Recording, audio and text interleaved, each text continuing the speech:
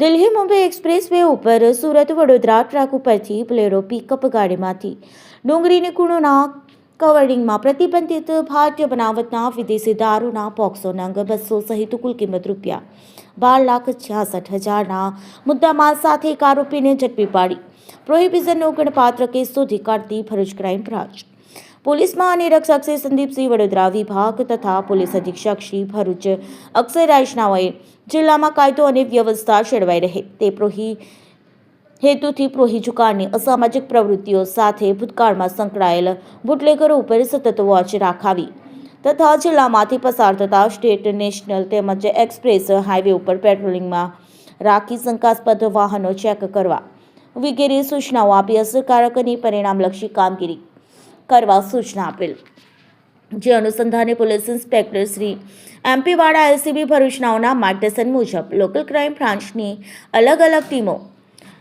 દ્વારા પ્રોહી જુગારના કેસો શોધી કાઢવા સઘન પ્રયત્ન હાથ ધરવામાં આવેલ દરમિયાન આજ રોજ પોલીસ સબ ઇન્સ્પેક્ટર એવી સિયાડિયા એલસીબી ભરૂચની ટીમને હકીકત મળેલ કે બુલેરો પિકઅપ ગાડી રજિસ્ટર નંબર MH04ST 6935માં ડુંગળીના ખૂણોનો કવરિંગમાં વિદેશી દારૂ ભરી મુંબઈ દિલ્હી એક્સપ્રેસ હાઈવે ઉપરથી સુરત તરફ આવી વડોદરા તરફ જનાર છે જે એલસીબી ટીમ તાત્કાલિક દિલ્હી મુંબઈ એક્સપ્રેસ વે ઉપરથી સુરતથી વડોદરા જતા ટ્રેક ઉપર વોચ ગોઠવાયેલ અને બાતમીવાળી બુલેરો પિકઅપ ગાડી આવતા ગાડીને આયોજનબદ્ધ રીતે રોકાવી તલાશ લેતા ગાડીના પાછળના ભાગમાં ડુંગળીની ગુણોના કવરલિંગ નીચેથી ભારતીય બનાવટના વિદેશી દારૂના બોક્સ નંગ 200 કુલ કિંમત ₹9,60,000 સાથે કિસમને ઝડપી પાડેલ અને પકડાયેલ આરોપીને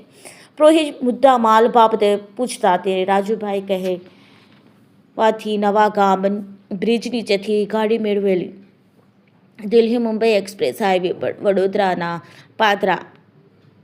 વાળાકટ પર આવેલ